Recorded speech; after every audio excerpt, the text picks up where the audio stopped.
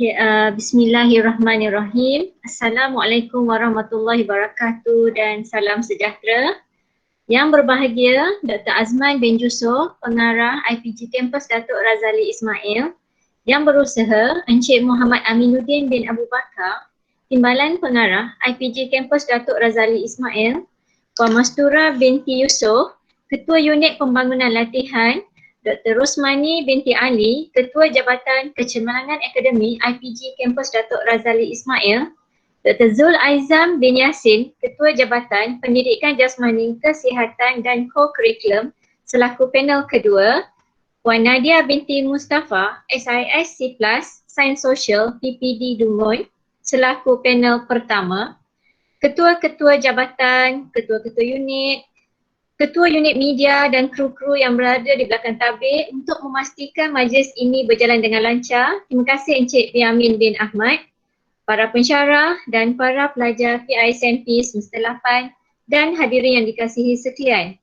Sebelum kita meneruskan majlis ilmu pada pagi ini, dipersilakan saudara Anas bin Abdul Rahim untuk memimpin bacaan doa.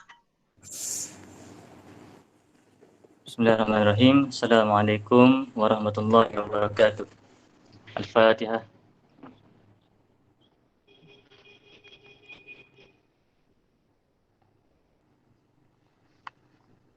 A'udzubillahi minasyaitonirrajim. Bismillahirrahmanirrahim. Alhamdulillahirabbil alamin wassalatu wassalamu ala rasulil amin wa ala alihi wa sahbihi ajmain. Allahumma ighfir lana dzunubana wa liwalidina warhamhum kama rabbawna shighara. ولجميع المسلمين والمسلمات والمؤمنين والمؤمنات الأحياء منهم والأموات. اللهم افتح علينا حكمتك وانشر علينا من خزائن رحمتك يا أرحم الراحمين.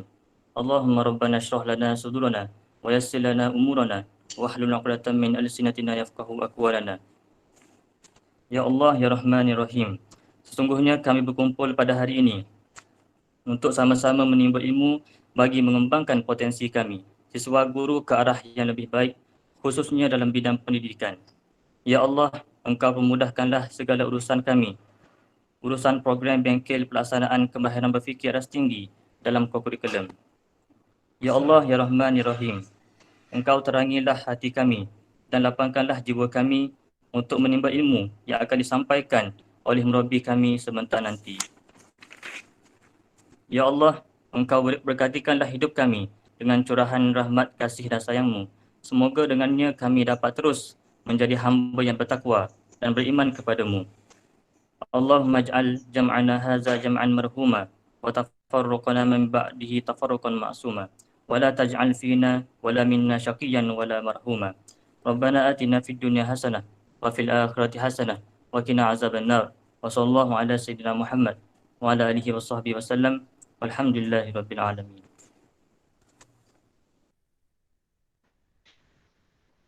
Amin, amin ya rabbal alamin. Terima kasih saudara Anas bin Abdul Rahim atas bacaan doa sebentar tadi.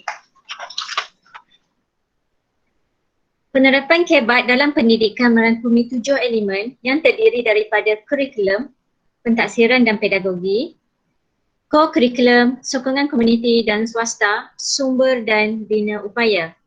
Hari ini kita akan memfokuskan KEBAT dalam co-curriculum. Seterusnya, bagi memulakan acara, saya ingin menjemput Dr. Azman bin Jusof, Pengarah IPG Kampus Datuk Razali Ismail untuk menyampaikan kata-kata aluan dan merasmikan webinar Bengkel Pelaksanaan KEBAT dalam Co-Curriculum. Dengan segala hormatnya dipersilakan.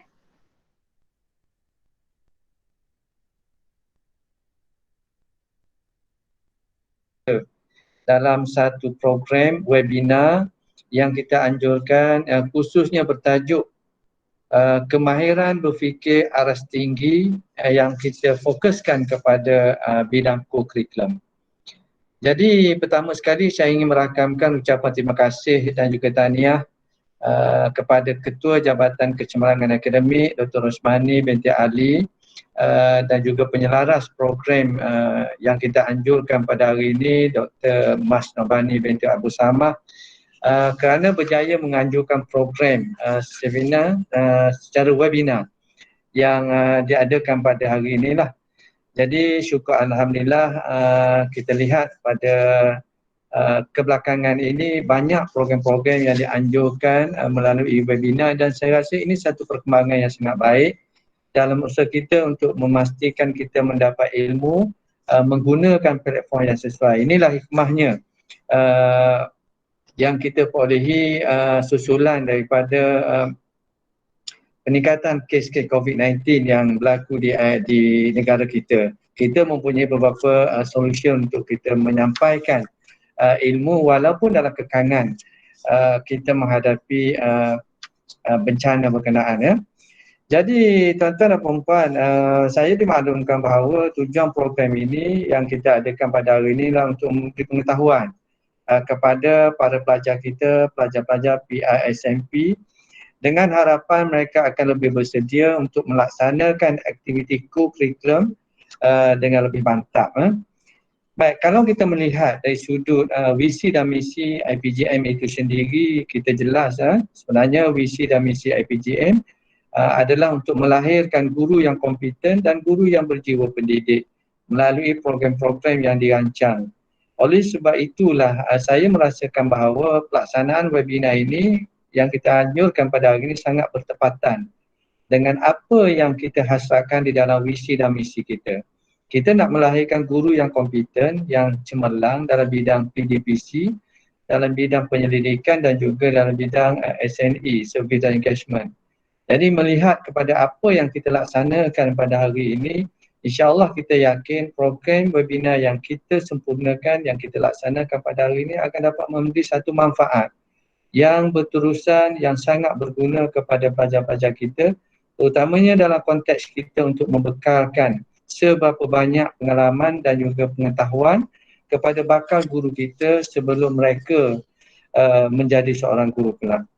Baik, tuan-tuan dan puan-puan, kita mengharapkan bahawa siswa guru kita adalah siswa guru yang akan menghasilkan satu inovasi, satu kaedah, satu pengajaran yang berkesan, yang mempunyai kreativiti dan juga inovasi dalam melaksanakan tugas mereka. Jadi bagaimanakah agaknya dapat kita laksanakan, dapat kita terjemahkan hasrat yang kita perlukan, yang kita nyatakan di dalam visi dan misi IPG kita. Mungkin salah satu daripada kaedah yang boleh kita gunakan dalam usaha kita untuk melahirkan pelajar-pelajar yang mempunyai kemahiran berfikir aras tinggi ialah dengan menggunakan kaedah yang kita sebut sebagai kaedah Sokratik. Kalau kita melihat di dalam literatur itu sendiri, kaedah Sokratik itu sebenarnya dia memberi penekanan kepada aspek-aspek pembelajaran yang berpusatkan pelajar. Dan salah satu daripada elemen yang dititik beratkan adalah elemen yang berkaitan dengan penggunaan teknologi. Saya percaya bahawa walaupun di dalam bidang co-curriculum terdapat ruang-ruang untuk kita melaksanakan kaedah berkenaan dalam memastikan pelajar kita mempunyai satu pendedahan bagaimanakah pertanyaan-pertanyaan, soalan-soalan yang digunakan di dalam kaedah berkenaan dapat membantu pelajar kita akhirnya menjadi seorang yang mempunyai kemahiran yang tinggi, kemahiran berfikir yang tinggi seperti mana yang kita hasratkan. Baik, tuan-tuan dan puan-puan, kalau kita melihat kepada apa yang diperlukan di dalam kemahiran berfikir aras tinggi itu sendiri, kita nak melahirkan pelajar-pelajar kita yang mempunyai kemahiran dalam membuat analisis, kemahiran dalam membuat sintesis, kemahiran untuk menilai dan akhirnya dapat menghasilkan sesuatu idea yang baru. Jadi saya percaya insya-Allah, terima kasih Puan Nadia yang sudi bersama-sama dengan kita akan berkongsi maklumat berkenaan kepada pelajar-pelajar kita dan akhirnya membantu kita menyediakan pelajar-pelajar kita ke arah apa yang kita hasratkan di dalam program ini nanti insya-Allah. Jadi tuan-tuan dan puan-puan, mungkin ada beberapa perkara yang boleh kita laksanakan bagi memastikan bahawa pelajar-pelajar kita tadi benar-benar bersedia dapat kita zahirkan, dapat kita lahirkan sebagai seorang yang mempunyai kemahiran berfikir aras tinggi yang baik. Mungkin kita perlu, yang pertama sekali kita perlu melaksanakan lebih banyak kursus ataupun latihan-latihan untuk peningkatan profesionalisme yang kita laksanakan secara berterusan. Yang mana pada kali ini bukan sahaja kepada pelajar-pelajar, bahkan juga mungkin boleh kita laksanakan kepada para pensyarah kita sendiri yang berada di IPG Kampus Datuk Razali Ismail. Kemudian mungkin juga dalam bidang kurikulum kita boleh menyediakan satu modul yang mana modul-modul ini adalah modul-modul yang dibangunkan secara berterusan yang juga menekankan kepada aspek penyelidikan dalam pembinaan berkenaan. Saya percaya bahawa dengan cara melibatkan pelajar-pelajar kita di dalam bidang inovasi dan juga penyelidikan, dia akan membantu pelajar-pelajar kita untuk menjadi seorang yang lebih kreatif dan seterusnya mempunyai kemahiran berfikir aras tinggi yang kita harapkan. Sebab tu kita melihat di dalam pelaksanaan inovasi dan juga penyelidikan itu sendiri sebenarnya memerlukan pelajar melaksanakan perkara-perkara yang telah saya sebutkan tadi. Pelajar perlu membuat sintesis, perlu membuat penilaian dan sebagainya. Dan hal ini insya-Allah akan dapat membantu pelajar dalam melaksanakan apa saja perkara dan juga pengajaran mereka yang berasaskan kepada kemahiran berfikir aras tinggi. Dalam konteks ini juga kadang-kadang saya percaya bahawa kemungkinan dengan cara kita mengintegrasikan penggunaan teknologi khususnya di dalam bidang kurikulum, maka akan juga dapat membantu pelajar-pelajar kita untuk menghasilkan sesuatu yang lebih kreatif sebagai satu bahan sumber pengajaran dan pembelajaran mereka. Jadi tuan-tuan dan puan, itu mungkin beberapa perkara yang saya mungkin boleh sebutkan, yang mana tuan-tuan dan puan nanti insya-Allah saya yakin akan dapat input yang lebih bermanfaat, yang lebih jelas daripada para penceramah kita. Dan saya yakin insya-Allah dengan apa yang kita laksanakan ini menjadi sebahagian daripada usaha kita untuk kita melahirkan guru-guru yang berjiwa pendidik, bukan saja berjiwa pendidik, bahkan guru yang kompeten dalam pelbagai aspek, termasuklah mempunyai kompetensi yang tinggi, kemahiran yang tinggi dalam aspek kemahiran berfikir aras tinggi. Jadi tuan-tuan dan puan-puan, tahniah sekali lagi kepada jawatankuasa penganjur yang telah menganjurkan program kita pada hari ini, dan insya-Allah saya akan sentiasa menyokong dan mengharapkan lebih banyak lagi aktiviti-aktiviti yang kita sebutkan, kita istilahkan sebagai percambahan ilmu akan dapat kita laksanakan di IPG kita insya-Allah. Sebab hasrat kita adalah sama, untuk melahirkan guru-guru yang cemerlang pada masa akan datang. Syabas sekali lagi, tahniah dan diucapkan kepada semua yang terlibat dalam memastikan program yang kita rancang ini dapat dilaksanakan dengan sebaik mungkin. Dan saya mendapati bahawa jawatankuasa yang terlibat, pelajar-pelajar kita, warga kita semua sentiasa memberikan kerjasama dan juga sokongan yang berterusan dalam melaksanakan, memastikan sebarang aktiviti yang kita rancang dapat dilaksanakan dengan sebaik mungkin. Dengan itu, dengan lafaz Bismillahirrahmanirrahim, saya merasmikan program webinar kemahiran berfikir aras tinggi dalam pelaksanaan kurikulum IPG Kampus Datuk Razali Ismail. Sekian, wabillahi taufiq wal hidayah. Assalamualaikum warahmatullahi taala wabarakatuh. Terima kasih diucapkan kepada Tuan Pengarah atas ucapan alu-aluan dan perasmian sebentar tadi. Dan terima kasih kerana sentiasa memberi galakan bagi membudayakan pemikiran kebat dalam kalangan warga IPG Kampus Datuk Razali Ismail. Izinkan saya memperkenalkan diri. Saya Mas Nurbani binti Abu Samah selaku moderator pada pagi ini. Ingin memaklumkan bahawa diskusi ini akan dimulai dengan tutur bicara oleh ahli panel pertama dan diikuti oleh ahli panel yang kedua. Sesi soal jawab hanya akan dibuka selepas kedua-dua ahli panel selesai menyampaikan tutur bicara masing-masing. Harap semua ambil maklum. Okey, seterusnya saya akan memperkenalkan ahli panel yang pertama, iaitu Puan Nadia binti Mustafa.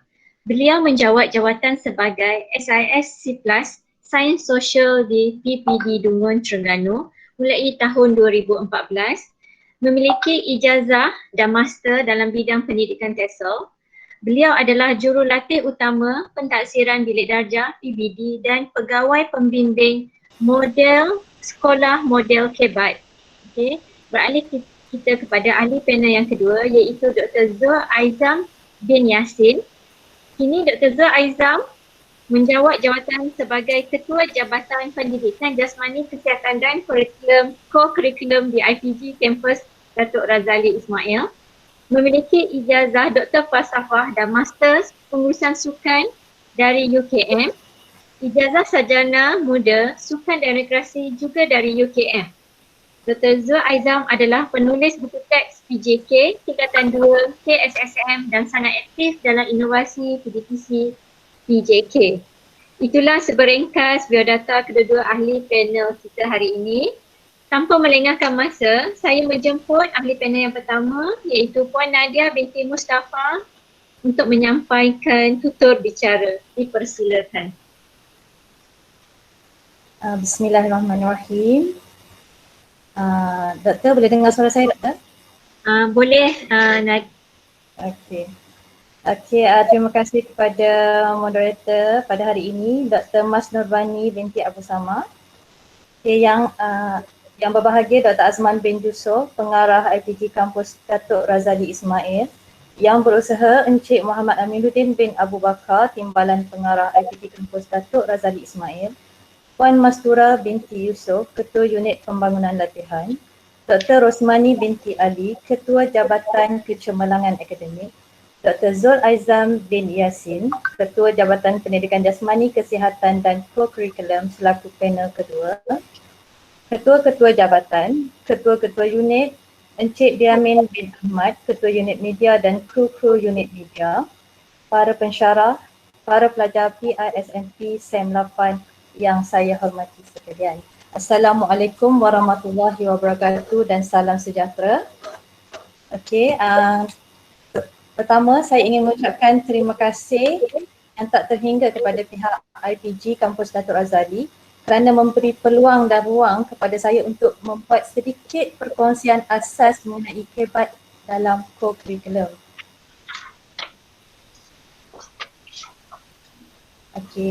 Dr. Mas, boleh kita mula dengan slide? Saya dah present. Nampak tak? Saya nampak page 10. Sekejap, tidak mula. Sebelum itu saya ingin memohon kebenaran untuk menggunakan dua bahasa.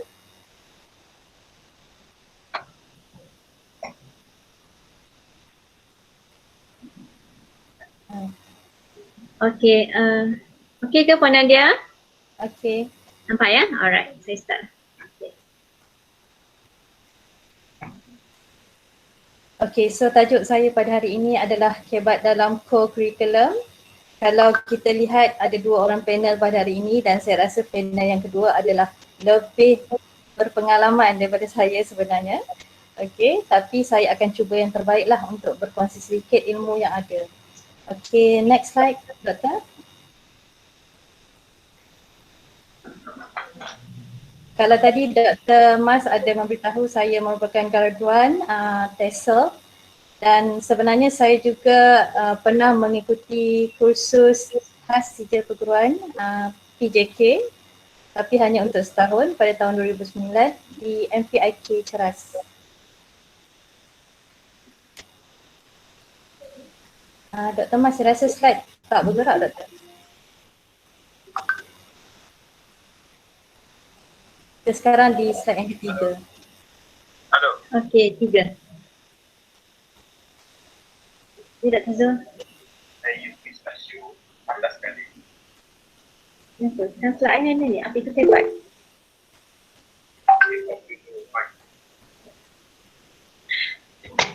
Puan nak nampak ke? Saya tak nampak, Doktor. Ya, sekejap. Apa itu kebat? Okey, nampak tak ini? Okey, nampak. Alright. Okey, slide yang ketiga. Okey, so sebelum kita memulakan kita punya sesi perkongsian, eloklah saya bacakan sedikit apa objektif sharing kita pada hari ini dan juga apa kriteria kejayaan. Saya tahu pelajar-pelajar semua mesti sedia maklum bahawa setiap kali kita masuk ke dalam kelas ataupun kita melakukan apa-apa perkongsian, kita harus menyatakan dulu objektif kita dan juga apa kriteria kejayaan. Okey, so objektif kita pada hari ini adalah untuk mempelajari dan memahami pengertian kebat dan pelaksanaan kebat secara lebih luas di dalam co-curriculum.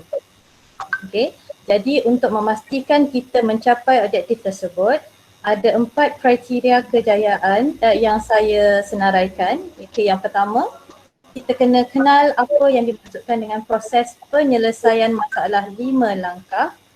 Okay, yang kedua, kita akan tahu peranan guru dan murid dalam proses pelaksanaan 5 langkah. Yang ketiga, kita kena kenal pasti ciri-ciri penilaian dan pentaksiran KEBAT dalam co-curriculum.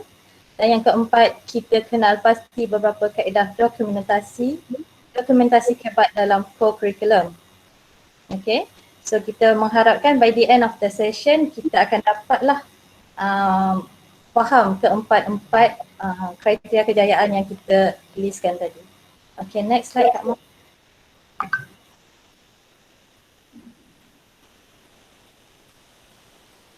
Kita akan pergi kepada apa yang dimaksudkan dengan KEBAT secara menyeluruh.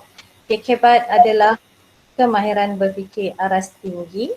Okay, di mana pelajar ataupun seseorang perlu menggunakan kemahiran mereka untuk berfikir, okay, dan membuat penilaian serta membuat penaakulan dan juga refleksi untuk menyelesaikan masalah, dan kemudian mereka akan berupaya mencipta sesuatu inovasi yang baru ataupun menambah baik inovasi yang sedia ada.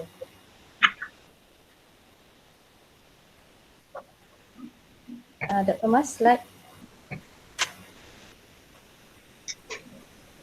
Okay, untuk makluman sebenarnya saya tidak mampu untuk menggerakkan slide di sini kerana coverage internet di pejabat kami agak perlahan. Saya mohon bantuan Dr. Mas lah. Okey, Nat. Nampak? Slide yang keempat, Dr. Ya. Saya yang keempat dah ni. Belum. Belum. Saya sepatutnya okey dah ni. Slide yang kelima. Sorry. Slide yang ke sebelum tu. Okey dah. Alright.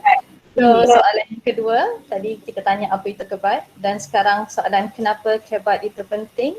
Okay, sebelum itu, okay, let me explain. Ada 7 elemen KEBAT di dalam pendidikan. Okay, kurikulum, pedagogi, pentaksiran, co-curriculum, PIBK, sumber dan bina upaya. Kesemua 7 elemen ini menyokong kepada pelaksanaan KEBAT di sekolah. Kalau sebelum ni kita hanya merasakan bahawa KEBAT dilaksanakan di dalam PDPC, di mana guru mengeluarkan soalan beraras tinggi kepada murid dan murid mampu menjawab, itu dikira KEBAT. Namun sekarang kita harus menyebar luas kepada semua pelajar-pelajar bahawa ada 7 elemen lain, ada 6 elemen lain yang menyokong kepada pelaksanaan KEBAT di sekolah. Okay, so pada hari ini kita akan menjurus kepada KEBAT di dalam co-curriculum. Alright, next. Kenapa KEBAT itu penting? Kita akan tengok next slide. Okay. KEBAT itu penting adalah untuk memenuhi aspirasi murid. Ada 6 aspirasi murid di dalam PPPM, Pelan Pembangunan Pendidikan Malaysia.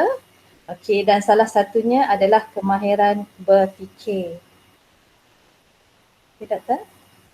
Okay. Bagi kemahiran berfikir, kita mengharapkan agar kita dapat menghasilkan murid yang mampu berfikir, mampu membuat reasoning dan mampu berbincang serta mampu membuat keputusan yang akan memberi kebaikan kepada semua orang. Okay. Aktiviti co-curriculum adalah pelengkap kepada kurikulum. Maknanya apa sahaja aktiviti yang mereka buat semasa melakukan aktiviti co-curriculum adalah pelengkap kepada kurikulum yang berlaku di dalam kelas sebelum itu. Doktor, slide tak bergerak Doktor. Sekejap. Okey. Sebelum. Ini Nat. Tak nak ya. Okey, tak apa. Okey, kalau selalunya kita akan dapati murid akan agak pasif di dalam kelas, di dalam bilik darjah. Jadi kita mengharapkan mereka akan total change ataupun berubah, sebab normally memang kita akan dapati mereka akan lain, okey, bersikap lain apabila mereka berada di luar bilik darjah ataupun melakukan aktiviti di luar bilik darjah. Okey, selalunya mereka akan lebih relax dan mereka akan lebih bersungguh-sungguh untuk melaksanakan aktiviti tersebut. Jadi kita guna apa orang kata, kita guna peluang itu untuk melahirkan kebat, menzahirkan kebat pelajar-pelajar tersebut. Okay. Jadi tujuan kita mengadakan kebat di dalam co-curriculum adalah untuk melahirkan lebih ramai murid yang mampu berfikir di aras tinggi untuk menggunakan pengetahuan mereka dan menyelesaikan masalah mengikut situasi sebenar. Okay. So kalau kita lihat pada skrin sekarang, ada 3 bidang utama co-curriculum: sukan permainan, kelab persatuan dan juga badan beruniform. Okay. Kalau sukan permainan, normally di sekolah kita akan ada sukan dan permainan tradisional ataupun sukan antarabangsa. Tradisional ni adalah seperti congkak, wow. Okay, tak salah kalau kita adakan kelab sukan tersebut. And then sukan antarabangsa adalah seperti bola sepak, hoki dan sebagainya. Okey, manakala bagi kelab persatuan pula, kita ada 2 cabang iaitu berasaskan akademik dan juga berasaskan minat serta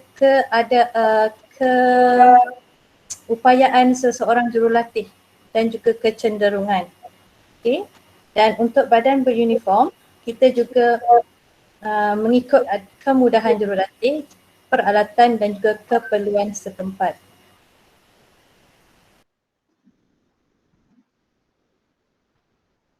Okey, next Kak Mas. Dah. Nak nampak bagaimana pelaksanaan Jaya? Okey, bagaimana pelaksanaan kebat dalam co-curriculum berlaku? Okey, kalau untuk melaksanakan kebat dalam co-curriculum, kalau di dalam kelas untuk curriculum kita selalunya akan bertanyakan soalan. Okey, namun bagi untuk kebat dalam co-curriculum kita akan menggunakan proses penyelesaian masalah 5 langkah. Okey, next slide Doktor.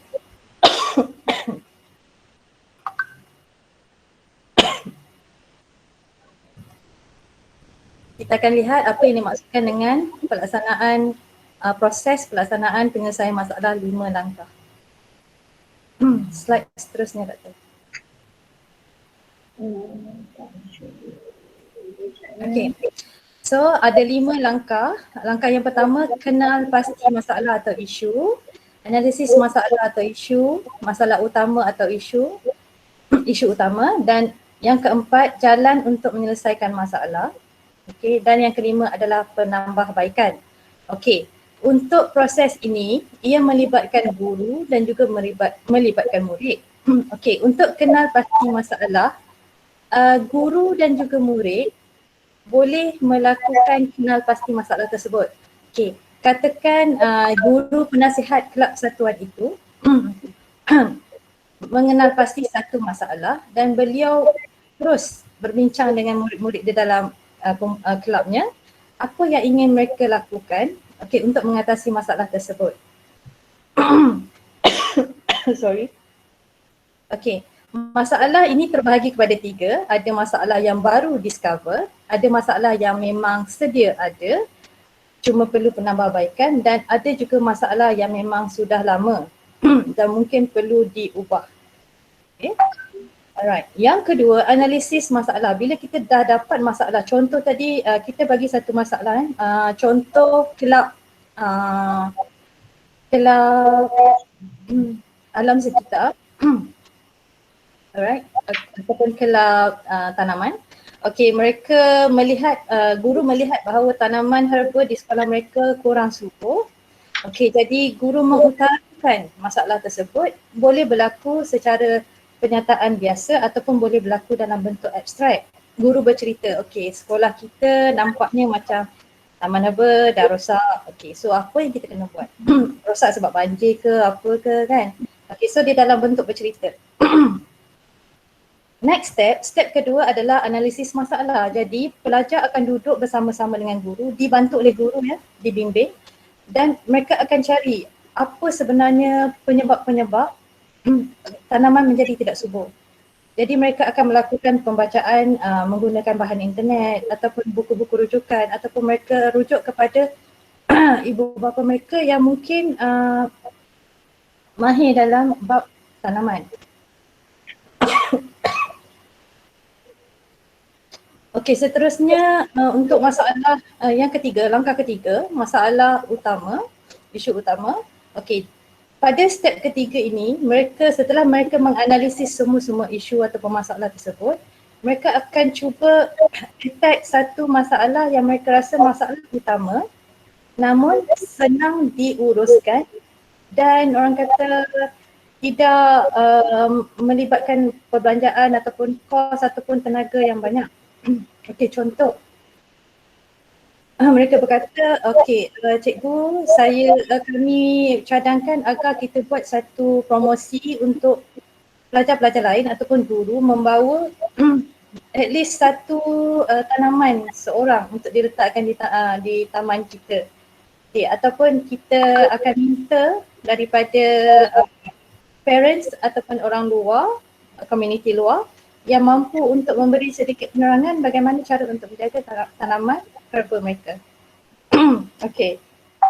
Next step, kita pergi kepada step 4, jalan untuk menyelesaikan masalah. Okay, bila cikgu sudah puas hati dengan perbincangan tersebut, okay, di sinilah berlakunya proses di mana mereka akan duduk berbincang dan meletakkan siapa yang perlu melaksanakan, bila perlu melaksanakan, tempoh, dan bagaimana melaksanakan. Keempat-empat cara ini akan dibincangkan oleh murid dan dibantu oleh guru. Maknanya sepanjang sesi daripada step 1 sampai step 4 dan insyaAllah yang step kelima, guru harus juga memainkan peranan tetapi hanyalah sebagai facilitator ataupun pembimbing.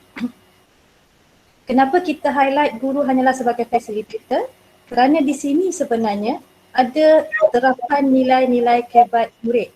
Apabila mereka berani berbincang, mereka mampu mengeluarkan idea-idea dan namun idea-idea itu mereka kongsi dalam situasi yang sangat baik. Maknanya mereka menerima idea lain, mereka buat reasoning, penakulan kenapa mereka bagi reason macam tu. So di situ nilai kehebat sudah nampak. Jadi cikgu harus monitor dan cikgu harus detect lah. Jadi mana-mana murid yang masih belum mampu untuk berbincang, untuk mengeluarkan idea, guru boleh boleh provoke ataupun boleh cuba bimbing murid tersebut untuk mengeluarkan idea. Okay. Dan akhir sekali setelah masalah itu selesai, dah ada tanaman, dah cantik dah taman herba, maka mereka boleh berbincang untuk menambah baik ataupun mereka boleh proceed kepada program ataupun masalah yang lain. Okay, next Dr. Mas. Okay, jadi saya rasa untuk pembimbingan tadi, saya rasa kriteria kejayaan pertama kita telah selesai iaitu kita tahu apa itu proses penyelesaian 5 langkah. Next, Mas.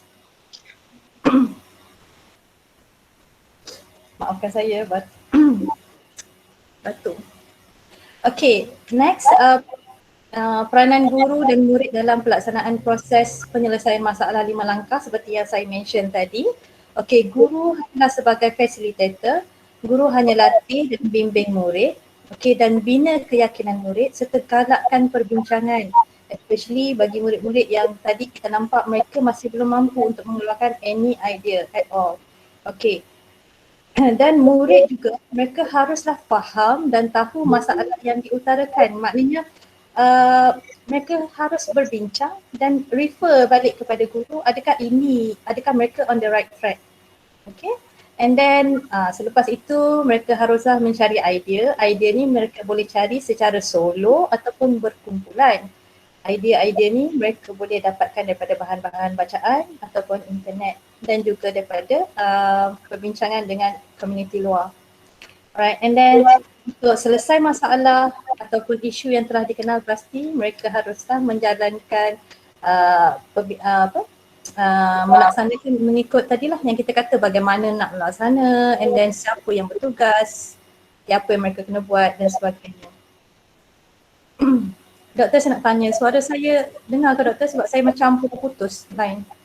Dengar Nat, dengar. Okay, next doktor. Ni yang ada video ya Nat ya. Okay. Tapi video tak jalan dulu ya doktor? Sekejap, saya play sekarang.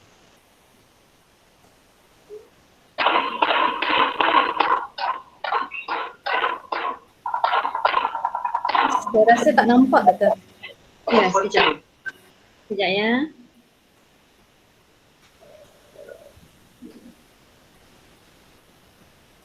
Okay, so kita ada tugasan ringkas. Saya rasa tadi doktor dah bagi hint-hint sikit, doktor dah bagi bunyi. Okay, so saya rasa mesti para pelajar semua macam excited nak tahu apa sebenarnya tugasan mereka. Okay, so saya highlight di sini. Okay, ada satu petikan video.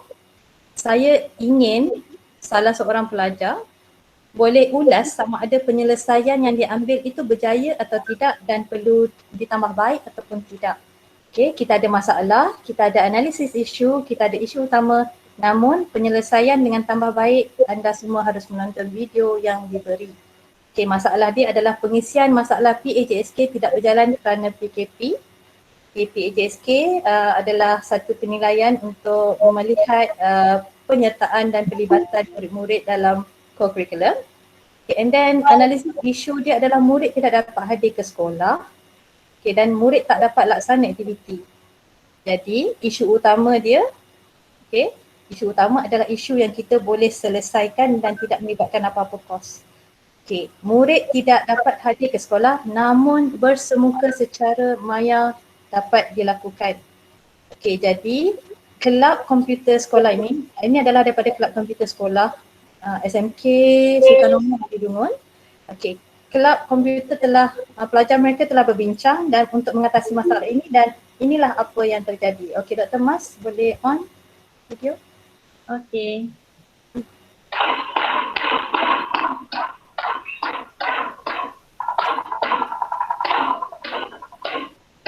Penting kalau tak ada bangun lagi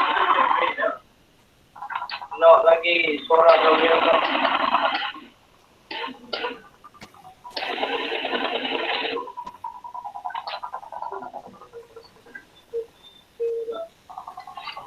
Dah sampai memang rumble lah.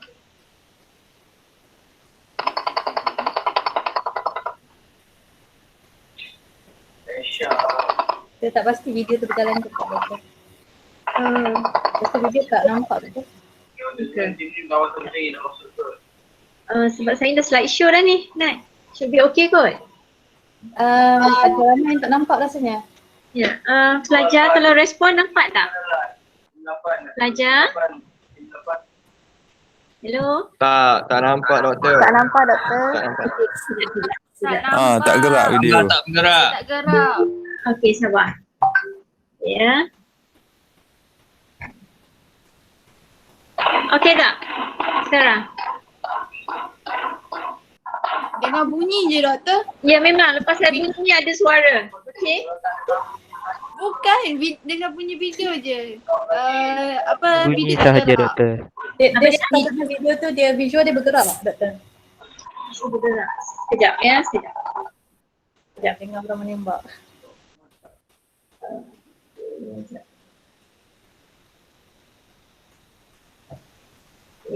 Sekejap. Tak apa, saya rasa doktor boleh tekan je atas video tu. Tak perlu slideshow tak apa. Okey tak sekarang? Penting kalau tak ada bangun. Masih tak gerak. Sekejap.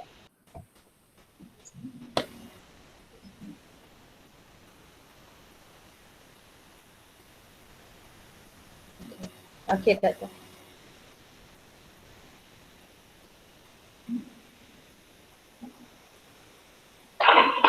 Sekarang okey tak? Okey. Okey doktor. Penting kalau tak ada bangun lagi nak lagi suara dia.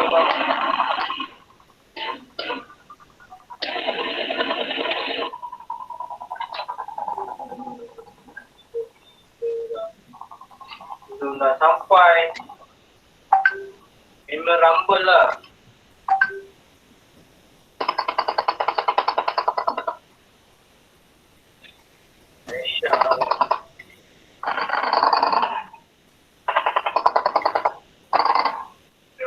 Tim ni kawasan saya nak masuk ke.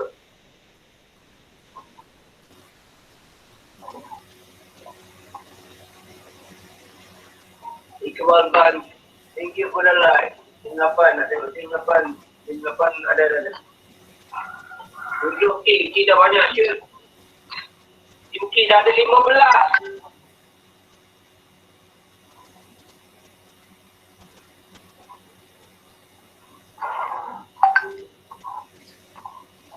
Tujuh K dah lagi.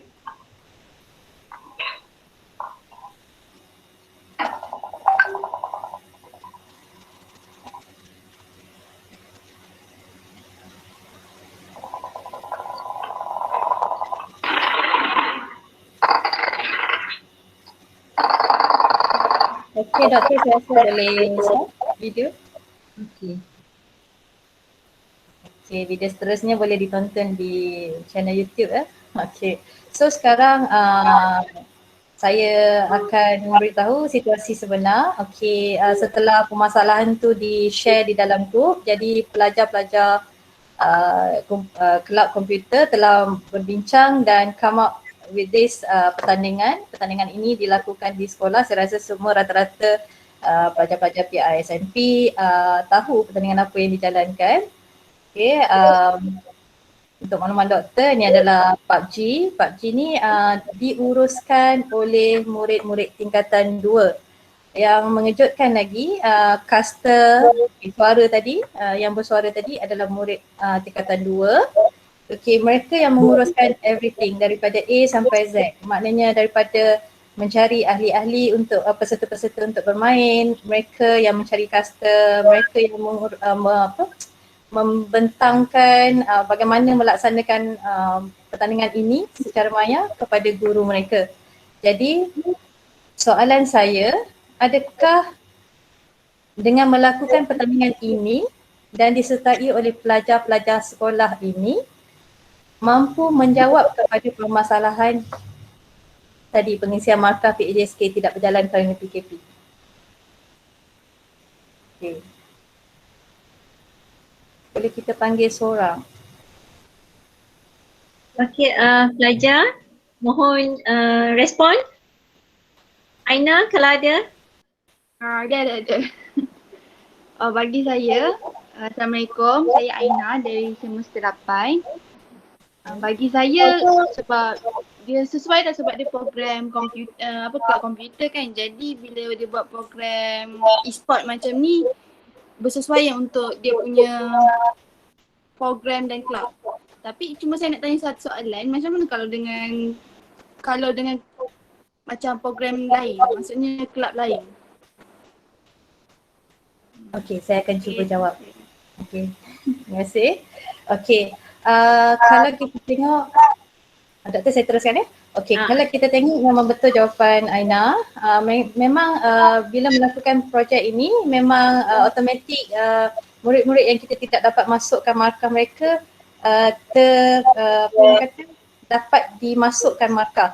Dan sebenarnya untuk makluman Aina, penyertaan ini terbuka kepada semua pelajar. Jadi maknanya bukan hanya kelab komputer sahaja yang dapat markah tersebut. Mereka yang menyertai akan dapat markah. Okey, ini adalah satu contoh sahaja saya tunjuk untuk kelab komputer. Manakala untuk akademik, kelab akademik lain mungkin mereka boleh melakukan aktiviti seperti pertandingan, bersyarah online, bercerita secara online dan sebagainya. Sebab sekarang ni kita punya isu kita hanyalah untuk pengisian markah. Kerana PKP murid tak mampu pergi sekolah, jadi dengan mengadakan pertandingan secara online, murid yang menguruskan daripada A sampai Z, kita akan nampak di situ ada dua penilaian yang kita boleh buat. Satu penilaian dari segi pengisian markah PAJSK dan satu lagi adalah dari segi penilaian kebat pelajar itu sendiri. Okay, adakah saya menjawab soalan Aina? Okey, menjawab, saya faham. Maksudnya kiranya tak kisahlah macam kalau kelab apa pun, kita sekarang nak penyertaan mereka dan dia orang punya partisipan supaya kita dapat bagi markah lah untuk mereka kan, betul? Yes, betul. Betul Aina. Okey, terima kasih. Ya. Okey Doktor, boleh next slide Doktor? Okey, nak nampak tak? Belum. Sekejap. Alright, okay. So kebat dalam co-curriculum kita teruskan dengan review video tadi. So untuk review video saya menyediakan 6 soalan. Soalan yang pertama ialah apa? So apa dia menjawab? Okey, masalah diutarakan oleh guru pengisian markah PJSK semasa pandemik tidak dapat dijalankan. Jadi bila projek ini dijalankan, projek ini dijalankan pada 23 hingga 25 September tahun lepas. Skrim ataupun latihan pada tarikh tersebut dan pertandingan sebenar diadakan pada 27 hingga 29 September. Okey, anjuran siapa? Menjawab siapa? Anjuran siapa? Pelajar tingkatan 2 dan penyertaan adalah daripada tingkatan 1 hingga 5. Okey, kenapa diadakan? Ia merupakan satu alternatif bagi pengisian membantu guru mengisi markah PAJSK Kelab dan Persekutuan. Okey. Dan seterusnya di mana perbincangan sebelum dan semasa berlaku menggunakan atas talian, menggunakan WhatsApp dan seterusnya pertandingan dijalankan secara maya menggunakan media YouTube. And then bagaimana murid mencadang, murid laksana, guru hanya bimbing dan memantau. Okay. Jadi katakanlah kalau sukan tiba-tiba sukan hoki, murid-murid daripada kelab sukan hoki menyertai pertandingan ini, jadi markah tersebut boleh juga diberi kepada mereka untuk penyertaan. Alright. Okay, next. Doktor.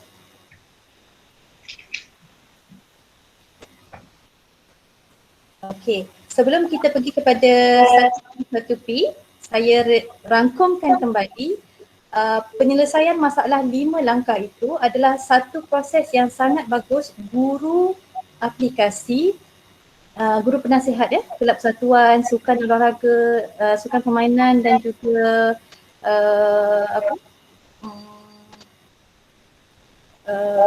tadi tu dah lupa. Okey. Ketiga-tiga kelab bidang tersebut, kalau guru penasihat mampu menggunakan mengaplikasikan 5 step ataupun langkah yang kita tunjuk tadi, memang insya-Allah akan menyelesaikan banyak perkara dan dalam masa yang sama guru akan terus dapat melihat di mana kebat murid-murid tersebut. Okay. Dia tak sama macam di dalam kelas. Di dalam kelas kita nampak automatik, kita nampak bila murid dapat jawab soalan, okey terus nampak kebat dia. Okay, tapi di luar bilik darjah untuk aktiviti co-curriculum mereka memerlukan something to boost untuk mencungkil kemahiran mereka, especially for those yang memang orang kata sangat pasif di dalam kelas. Okay, so kita rangkum yang tadi. Dan sekarang kita masuk pula program yang kedua, proses yang kedua iaitu kebat dalam core curriculum juga boleh dilaksanakan melalui program 1M 1P. Okay, satu murid, satu projek. Okay, yang ini merupakan projek yang memang projek inovasi kelab dan persatuan. Maknanya yang ni memang cikgu tak perlu keluarkan apa-apa isu. Tapi kalau cikgu nak keluarkan isu pun tak ada masalah lah. Okay, yang ni mungkin kita boleh program ni sebenarnya kita akan jalankan jika ada pertandingan-pertandingan luar. Contohnya kita bersedia untuk membuat satu projek, kelab kita bersedia untuk buat satu projek dan ada pertandingan. So kita boleh present projek kita keluar. Okay. So projek inovasi ni adalah untuk menambah baik program-program yang dijalankan di bawah kelab dan persatuan. Kalau dulu selalunya kita nampak setiap kali perjumpaan kelab persatuan, saya rasa mungkin pelajar-pelajar pun menghadapi situasi yang sama. Kalau perjumpaan kelab persatuan, kita pergi, kita ambil kedatangan, kita bincang, itu sahaja saya rasa. Dan sekarang ni dia lebih advance. Okay, kementerian menggalakkan supaya pelajar-pelajar semua melakukan satu projek at least. Okay. Dan 1M 1P ni bermula di sekolah rendah pada tahap 2, tahun 4, 5 dan 6. Mereka wajib melaksanakan 1M 1P. Dan untuk sekolah menengah mereka bermula daripada tingkatan 1 sehingga tingkatan 5. Okay, untuk sekolah rendah, murid boleh melakukan projek ini, melaksanakan projek ini dalam kumpulan. Tetapi untuk sekolah menengah, mereka harus menghasilkan 2 projek, satu dalam kumpulan besar dan satu lagi secara solo. Okay, secara solo ni selalunya kita akan pergi kepada yang very basic, yang rendah-rendah lah. Mungkin dia mampu menghasilkan sajak ataupun mampu menghasilkan something yang very simple, tapi itu pun dah dikira sebagai project. Okay. Next slide. Dalam gambar tadi tu sebenarnya adalah contoh-contoh projek yang telah dijalankan oleh salah sebuah sekolah di Dungun, Sekolah Menengah Kebangsaan Tengku Intan Zahra, Sekolah Model Kebat. Okey, pentaksiran dan penilaian. Okey, ni KK kita yang kedua, yang ketiga. Okey. Pentaksiran dan penilaian Kebat dalam core curriculum. Next slide, Doktor. Seperti yang saya maklumkan tadi, ada dua, iaitu penilaian PAJSK untuk lihat penyertaan dan pelibatan murid, yang ni di mana 10% markah core curriculum ini adalah akan diguna untuk pelajar mohon ke IPTA. Kalau tak ada, memang dia akan merosakkanlah apa orang kata, permohonan murid tersebut. So sebab tu kita galakkan dan kita wajibkan semua pelajar menyertai ketiga-tiga bidang core curriculum tersebut. Okay. And then penilaian Kebat dalam core curriculum, okay, yang ni tadi dia secara dalaman, maknanya penilaian ni dibuat oleh guru secara ongoing, berterusan. Okay. Dan ini adalah untuk memenuhi aspirasi murid seperti yang saya beritahu tadi lah, kemahiran berfikir. Okay, Doktor, next slide. Okay, untuk penilaian Kebat dalam core curriculum, okay, secara berterusan boleh melalui pemerhatian guru secara lisan, guru bertanya dengan murid, dan secara bertulis. Okey, bertulis yang di sebelah ni lah, ada contoh dia. Okay, nilai pencapaian dan kebolehan murid. Penilaian berdasarkan ciri Kebat, aplikasi pengetahuan, kemahiran dan nilai, kebolehan menakul ataupun reasoning, membuat keputusan, refleksi, selesai masalah dan hasil inovasi. Kalau murid mampu melaksanakan kesemua yang disenaraikan, InsyaAllah Kebat mereka memang sangat tinggi lah. Okay. Dan laporan aktiviti mingguan, penilaian kendiri murid tersebut, ini adalah satu bahan bukti. Maknanya kalau dahulu guru yang menulis segala laporan program-program aktiviti co-curricular, namun sekarang kita menggalakkan murid yang menulis. Okay. Dan menulis tu guru harus bimbing kerana mereka harus menggunakan perkataan-perkataan berunsur Kebat. Okay, mampu menganalisis, mampu mentaksir, mampu membanding beza. All those words memang sangat-sangat digalakkan untuk ditulis di dalam laporan. Okay, clear? Okay, ni adalah sekolah model Kebat juga, SK Tepus, Dungun. Mereka menghasilkan, mereka menceriakan kembali taman herba mereka dengan membuat tapak fisioterapi. Okay. Okay, last kali dokumentasi Kebat dalam core curriculum. Apa sahaja yang kita buat di sekolah perlu kita dokumentasikan, dan ini adalah contoh-contoh kita boleh buat untuk dokumentasi aktiviti core curriculum kita di sekolah. Murid boleh menghasilkan folio, merangkumkan semua hasil kerja mereka. Okay, and then manual kerja. Manual kerja ni adalah panduan penggunaan kepada pengguna. Okay, let's say kalau dia buat dustbin tadi, macam waste bin tadi. Okay, so mereka harus memberi sedikit manual kerja dan disertakan untuk digunakan oleh pengguna-pengguna luar lah. Okay, and then catat adalah arahan-arahan lengkap dan prosedur. Okay, ada pelbagai lagi cara mendokumentasikan aktiviti co-curriculum. Boleh melalui video dan melalui gambar dan sebagainya. Okay, Doktor. Okey, akhir sekali rumusan saya pada hari ini, saya berharap agar semua akan dapat maklumat yang tepat, insyaAllah. Okey, so hari ini kita mampu, matlamat kita adalah untuk melahirkan murid yang dapat berfikir secara kreatif dan inovatif, baik di dalam kelas maupun di luar kelas. Okey, semasa melaksanakan aktiviti, murid kita galakkan murid untuk berkongsi idea, untuk aplikasi segala kemahiran yang mereka ada, selesaikan masalah dan amal nilai murni. Nilai murni saya highlightkan kerana kita kena tengok cara mereka berbincang dengan rakan mereka, kita kena orang kata titik beratkan bermula daripada sekarang.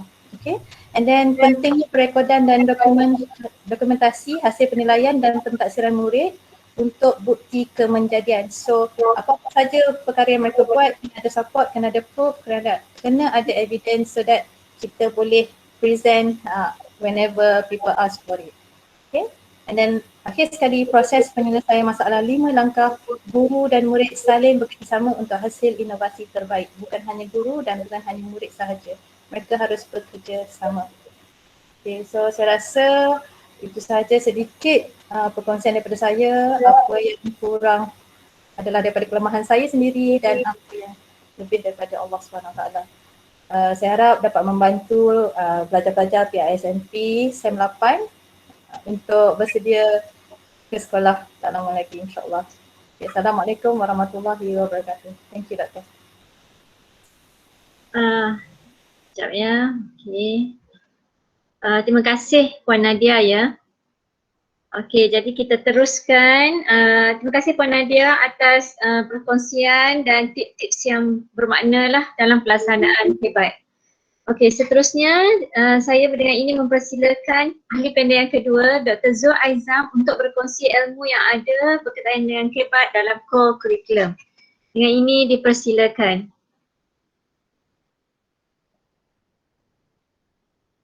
Dr. Zul?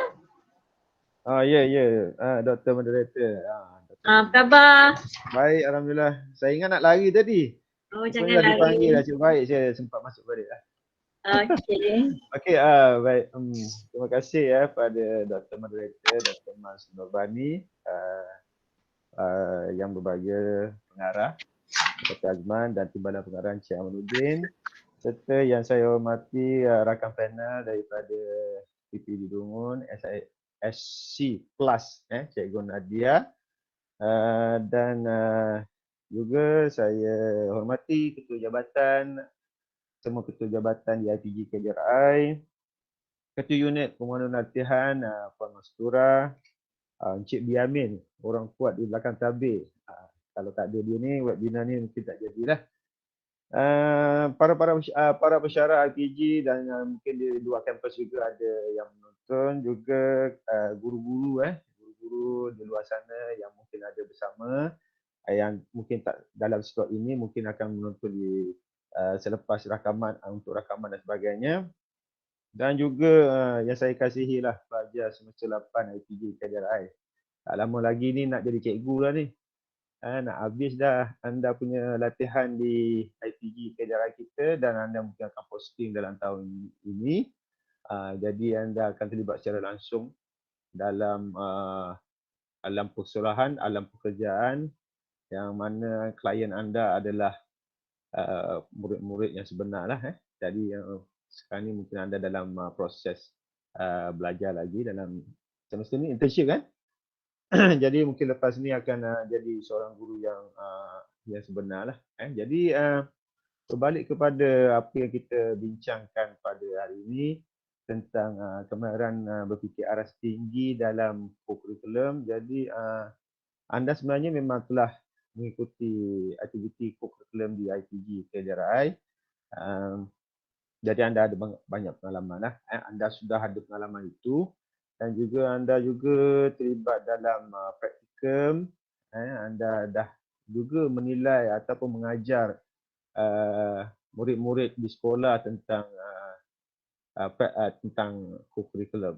Jadi apa yang saya nak kongsi ni bukanlah saya nak ajar balik apa yang tentang kurikulum ni, sebab saya tengok ramai juga selain daripada pelajar ni mungkin ada guru-guru, ada pensyarah, ada lain-lain daripada di luar sana yang lebih mahir tentang kurikulum. Jadi saya dah share sedikitlah apa yang saya boleh kongsi kepada audiens tentang kurikulum.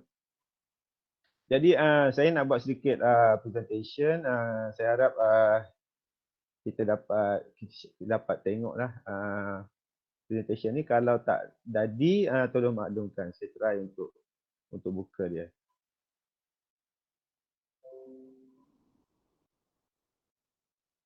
Okey, nampak slideshow saya? Dr. Mas? Nampak. Nampak full screen kan? Tadi Dr. Mas tunjuk tak full screen. Saya nak ajar tadi tapi dah tak nak ganggu lah. Tapi macam ni cara je kot. Cik Jamin ajar saya. Baik, kita nak masuk dulu tentang kemahiran berfikir aras tinggi dalam kurikulum lah. Kalau pelajar-pelajar dan rakan-rakan pensyarah, rakan-rakan guru di luar sana. Saya pun guru juga dulu. Sebelum saya jadi pensyarah, saya berkhidmat di sekolah dan selepas saya tamat belajar, cuti belajar, saya reposting ke IPG. So, sekolah dengan IPG saya ada banyak pengalaman yang fair lah. Ada sejumlah pengalaman di sekolah dan sejumlah pengalaman di IPG. Jadi tapi tentang berkaitan dengan co-curriculum ni, ia tidak banyak berbeza. Di sekolah ada co-curriculum dan di IPG kita pun ada co-curriculum. Cuma di IPG co-curriculum kita ni dinilai sebagai satu khusus yang menyumbang kepada markah lah.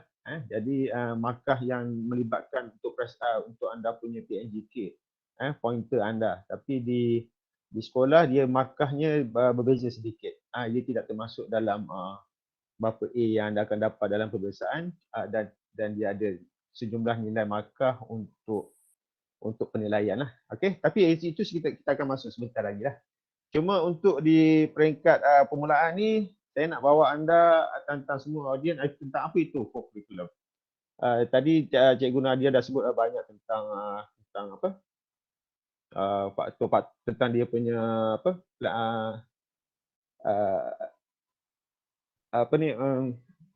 tentang apa itu kemahiran berfikir aras tinggi dalam co-curriculum. Tapi yang saya nak masuk ni adalah co-curriculum itu sendiri.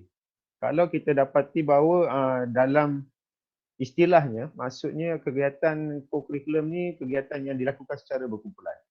Dan ia mesti dirancang.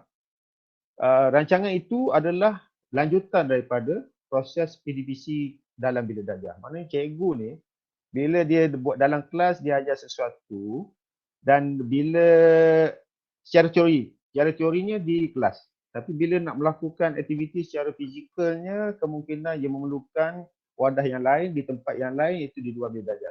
Dan pelakuan di luar bilik darjah itu adalah rentetan daripada apa yang dibelajar di dalam bilik darjah. So, dianya perlu dirancang lah. Kerana kita nak terapkan elemen-elemen hebat itu. Baik. Tapi untuk co-curriculum ni, fungsi dia menambah. Mengukuh, mengamalkan pengetahuan yang ada dalam bilik darjah tadi, kemahiran-kemahiran, kita pupuk kemahiran baru, kita beri nilai yang baru untuk dipelajari di luar bilik darjah. Yang di dalam bilik darjah tu dah ada, cuma dibawa keluar untuk mengukuhkan lagi lah, untuk mengamalkan apa yang telah belajar di dalam bilik darjah. Dan juga co-curriculum ni juga adalah wadah bagi membina jasmani, emosi dan rohani selaras dengan falsafah pendidikan kebangsaan yang bertujuan membentuk generasi ayat seimbang. Ini adalah perkara ayat yang biasa anda akan dengar bagi pelajar-pelajar di IPG di SMP semester 8 ni. Falsafah pendidikan kebangsaan selalu disebut falsafah pendidikan kebangsaan melahirkan modal insan yang seimbang, yang seimbang daripada segi jeris, jasmani, emosi, rohani, intelek dan sosial. Jadi di dalam kelas, dalam belajar, kita banyak pada teoretikal, kita baik kepada elemen intelek. Cuma bila untuk membina fizikalnya, membina emosi, EQ, EQ fizikal dan sebagainya, ia perlu kepada medium yang lain. Okey. Next. Okey, punca kuasa. Bagaimana co-curriculum ini perlu dilakukan di sekolah. Jadi surat keliling ikhtisas bilangan 1 tahun 1985 yang bertarikh 2 Januari tahun 1985, dan juga ada banyak juga punca kuasa yang lain. Jadi saya ambil dua dululah. Surat keliling ikhtisas bilangan 2 2007. Mungkin boleh refer dengan surat-surat ini. Jadi punca kuasa ni dikata apa? Dia kata setiap murid di sekolah kerajaan dan bukan kerajaan, tak kira di mana sekolah pun, perlu dan diwajibkan ambil sekurang-kurangnya satu aktiviti badan uniform, satu aktiviti persatuan atau kelab, dan satu sukan atau permainan. So dalam 3 perkara ni mesti pilih salah satu. Dalam badan uniform pilih satu, ada banyak jenis badan uniform. Persatuan dan kelab pun ada banyak jenis di sekolah. Dan sukan dan permainan pun ada banyak sukan dan permainan di sekolah. So at least satu daripada setiap bahagian ni murid-murid di sekolah rendah dan menengah wajib ambil, wajib terlibat. Itu dalam bahagian pelibatan dalam kurikulum dan punca kuasanya. Okey, matlamat dan tujuan kurikulum ni. Pertama sekali sama juga dengan kita balik kepada falsafah pendidikan negara tadi, falsafah pendidikan kebangsaan tadi, kena ada untuk menyemai kesedaran pada agama, percaya pada Tuhan. Jadi masing-masing ada agama, masing-masing ada Tuhannya. Jadi setiap agama, saya rasa tidak ada agama yang menyuruh kepada perkara yang buruk. Semua agama menyuruh kepada perkara yang baik. Jadi yang buruk itu dilakukan oleh orang yang di luar daripada kesedaran terhadap agama. Tapi secara umumnya semua agama memberi perkara yang baiklah, menuntut perkara yang baik untuk dilakukan. Kemudian matlamat juga dan tujuan kurikulum juga adalah untuk seimbangkan perkembangan mental, intelek tadi. Kita teorinya kita dah belajar secara di dalam kelas dengan peperiksaan, ada subjek matematik, sains, English, bahasa Melayu dan sebagainya. Jadi itu berkaitan banyak dengan intelek, dengan mental. Jadi bila pelibatan dalam kurikulum ni kita dapat kembangkan lagi daripada aspek jasmaninya, emosinya, rohaninya, sebab kurikulum ini dia ada banyak elemen-elemen yang terdapat dalam kurikulum, khususnya untuk membina aspek lain daripada aspek intelek. Dalam kurikulum juga, seperti anda biasa orang yang selalu terlibat dengan kurikulum ni, dia ada hubungan dengan pergaulan ni adalah lebih baik. Dia ada ramai kawan, dia mudah bercakap, dia mudah berhubung, dia mudah terlibat dengan aktiviti, dia tak selfish lah, maknanya dia tidak hidup berseorangan. Dia sentiasa ada perkara yang dia boleh lakukan bersama-sama dengan rakan-rakan. Jadi itu matlamat dia. Dan juga ada juga pelibatan dalam kurikulum ni, kita fokus dia tujuan ni nak tingkatkan minat, bakat. Ada orang ni dia tak pandai belajar. Maksud saya dia bukan jenis ulat buku. Dia bukan jenis yang suka baca buku sepanjang masa. Tapi dia minat dalam satu benda dan dia ada bakat. Macam pemain bola sepak, dia minat main bola sepak dan dia ada bakat. Cara dia gelecek bola, cara dia tendang bola, ataupun budak ni, murid ni dia boleh lari. Dia berlari, cara larian dia, gaya lariannya yang berbeza. Dia ada orang yang talented ni, dia ada beza. Dia sekali turun je dan dia ada beza sikit, kita boleh tengok pelajar-pelajar ni. Jadi bukan semua orang dan bukan semua orang boleh terlibat dalam satu benda lah. Dia ada bidang yang lain yang dia lebih menguasai. Okey, dan juga tujuan kurikulum juga kita nak bina lah, meningkatkan disiplin murid. Disiplin. Okey, dalam kurikulum ada beberapa bidang ataupun pelibatan dalam sesuatu tu dia meningkatkan disiplin. Contohnya badan beruniform. Sudah mestinya badan beruniform ni adalah satu aktiviti, satu masukan ataupun satu aktiviti yang mementingkan mementingkan disiplin. Adil datang lambat. Contohnya cadet polis lah.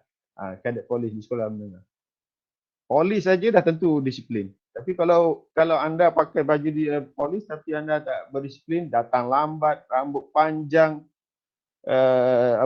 suka masalah seperti bully orang, jadi tak nampak pelibatan dalam cadet polis itu membantu untuk mendisiplin. Jadi maksud saya kalau kita terlibat dalam aktiviti kurikulum, dalam aktiviti badan beruniform, contohnya macam cadet polis tadi, diharapkan dapat meningkatkan disiplin dalam murid dan pelajar lah di IPG pun.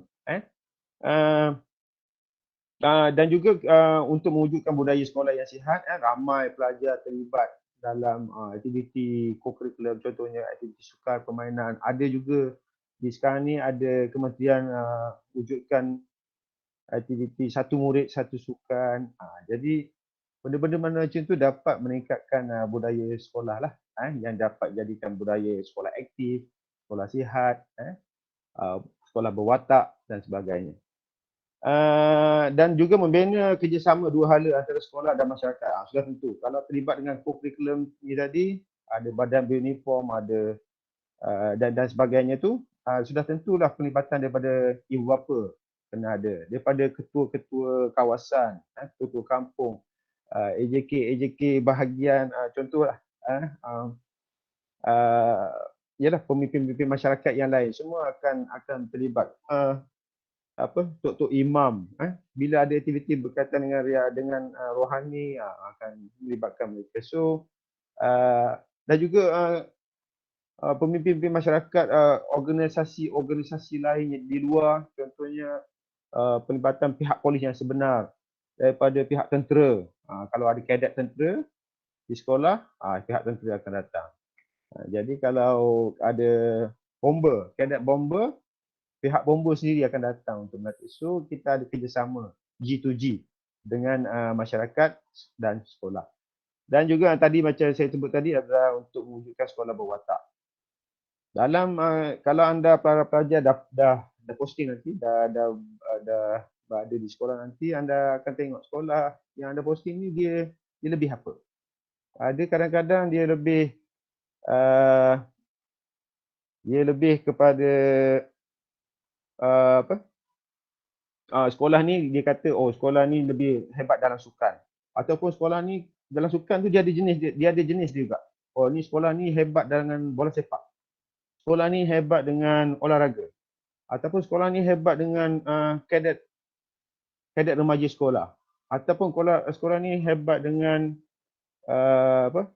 kadet correctional, penjara. Jadi ada macam-macam watak di sekolah, dan mungkin ini anda akan dapat nanti akan adapt, akan terima semasa anda dah jadi dah posting di sekolah di sekolah, insya-Allah. Okey, kita terus kepada next slide. Okey, peranan. Peranan co-curriculum ni penting untuk pupuk sasiah dan pembentukan perpaduan rakyat berbilang kaum. Okey. Dalam co-curriculum ni anda akan jumpa khususnya bila terlibat dalam co-curriculum ni, bila ada contohnya perkhemahan tahunan, melibatkan pengakap, melibatkan pandu puteri, melibatkan puteri Islam, sudah tentu ada ramai rakan-rakan anda daripada negeri luar dan berbilang bangsa. Kalau biasanya saya dapati di Terengganu ni, kita tak jumpa ramai, kita jarang dapat jumpa ramai bangsa lain. Setakat saya duduk di Terengganu ni, memang kita boleh jumpa kaum Cina dengan kaum India, dan itu memang biasalah, normal kita jumpa di Terengganu. Tapi bila kita terlibat di negeri-negeri lain, kita dapat jumpa bangsa-bangsa lain yang ada di Malaysia lah. Jadi kaum Cina, kaum India tu adalah rakyat yang bangsa yang majoriti yang besar lah, yang besar sama dengan dengan bangsa Melayu. Tapi ada juga bangsa-bangsa lain, mungkin ada, kita boleh jumpa, kadang-kadang dia kata dia keturunan Portugis di Melaka. Jadi ada banyak, dia punya orangnya pun dia punya fizikalnya pun nampak berlainan. Ada juga yang kata dia mix daripada Arab, dia daripada Mak Saleh contoh. Jadi bila terlibat dengan co-curriculum ni, dan juga bila terlibat dengan negara lain, negara Thailand, negara ASEAN ni, Indonesia-nya, so kita dapat tengoklah pelbagai kaum, pelbagai bangsa. Jadi fokusnya adalah untuk pupuk sasiah dan perpaduan. Dan juga untuk penyertaan peranan co-curriculum ni, kita nak libatkan penyertaan murid ni sebagai generasi muda dan menyemai perasaan muhibah lah, perpaduan, integrasi nasional dan menyemai nilai-nilai murid. Itu fokusnya. Peranannya macam tu. Supaya bila dapat bersama dengan rakan-rakan lain bangsa, lain agama, kita hormat. Kita bukan jenis seperti yang berlaku di luar negara yang taksub dengan agama masing-masing, dengan taksub dengan bangsa masing-masing. Kita dah dididik daripada dulu lagi. Kaum di Malaysia ni boleh hidup sama. Daripada awal lagi kita dah ada kontrak sosial itu. Jadi sebagai mengukuhkannya lagi, aktiviti co-curriculum ini ada fungsinya begitu. Okey. Dan juga dalam pelan induk pembangunan pendidikan, PRTP juga adalah untuk membangunkan modal insan. So itu adalah peranan-peranan co-curriculum dalam pendidikan di Malaysia. Okey. Kita nak tanya tentang adakah co-curriculum ini dinilai lah. Selalunya bila pergi isunya bila pelajar ni habis belajar dan dia nak mohonlah sesuatu. Nak mohon. Pernah dengar ke kalau kita tengok dalam TV pun, dalam cerita-cerita pun, pernah jadi ketua di sekolah? Pernah terlibat sebagai ketua ataupun anda pegang jawatan yang di mana di sekolah? So benda-benda macam tu akan ada soalan. Ada anda banyak masuk pertandingan? Ataupun pernah wakil negeri atau negara, pernah terlibat dengan kesukarelawanan, kalau tak nak bekerja pun, nak masuk ke universiti, ataupun Wak Iman nak masuk daripada sekolah rendah, nak pergi ke sekolah menengah, nak masuk SBP, nak masuk MRSM, bila ada interview lah contoh. Benda-benda macam ni pun dia kira pula, taklah dia kata 100%, okay, you dapat banyak A, semua boleh masuk. Ataupun anda punya result peperiksaan sangat baik, terus masuk. Kenapa perlu pula co-curriculum ni dinilai? Sedangkan peperiksaan tak ada periksa pun di sekolah. Berbeza dengan di IPG. Di sekolah dia tak ada peperiksaan, tapi dia okey. Jadi perkara-perkara macam ni, co-curriculum ni kenapanya ianya perlu? Begitulah. Sebab apa, terlalu ramai pelajar yang excellent dalam sesuatu dalam akademik, dalam peperiksaan. So nak bezakannya, cari markah yang terbaik dalam co-curriculum. Contoh kita untuk masuk ke IPG.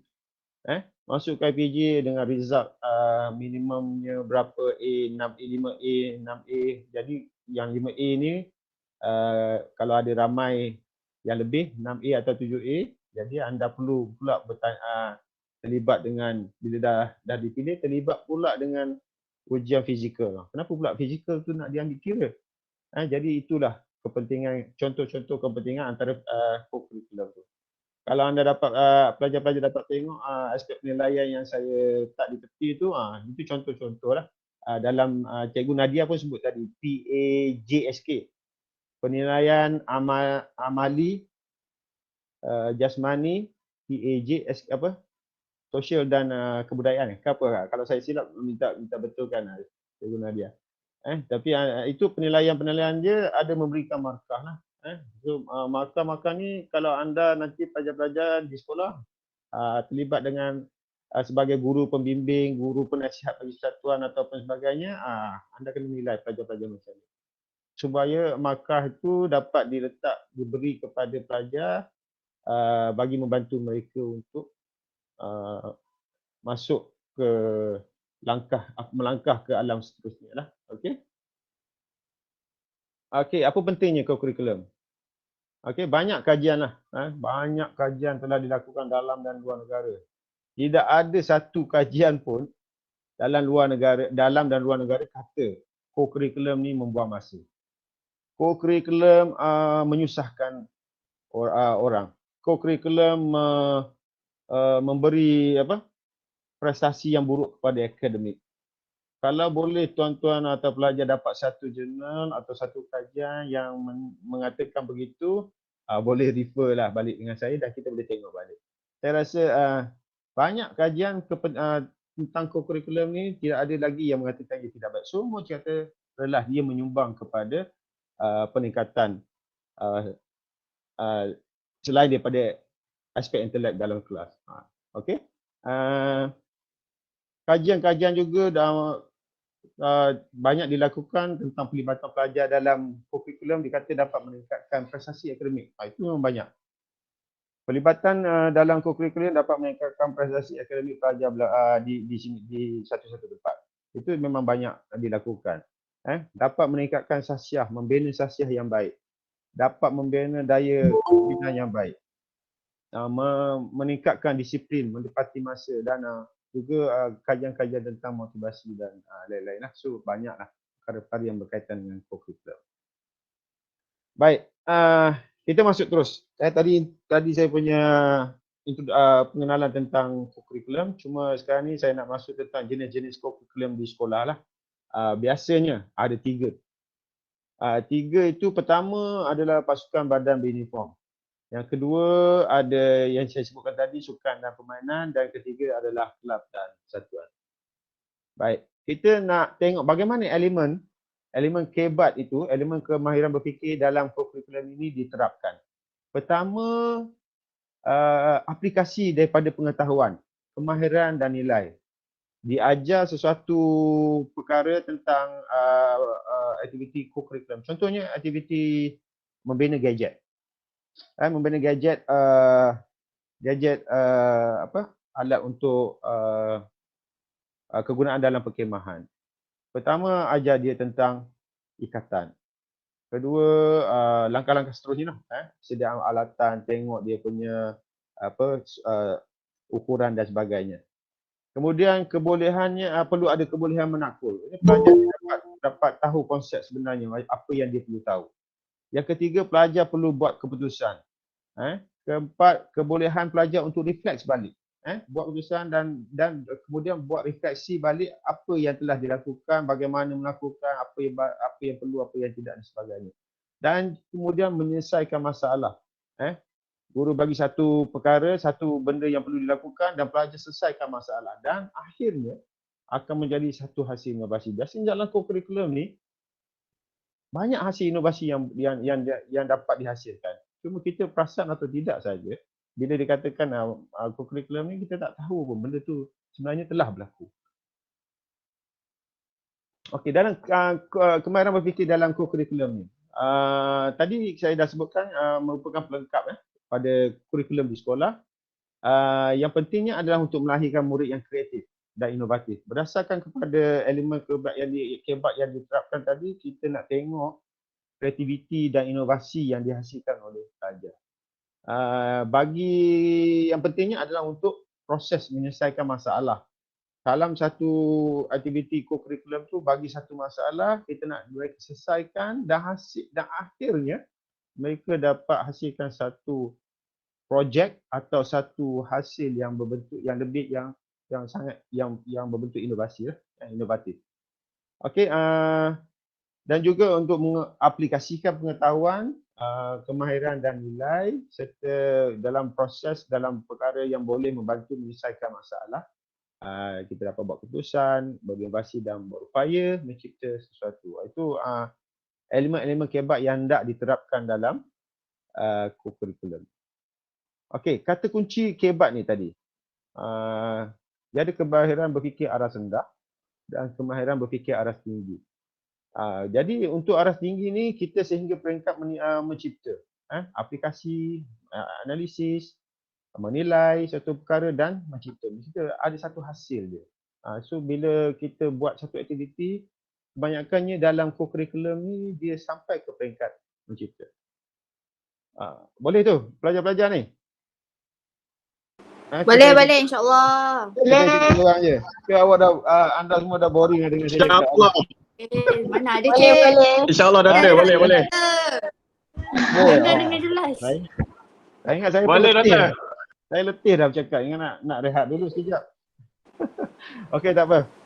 Kita teruskan lah. Kita masa pun dah hampir lama sangat ni berada ni.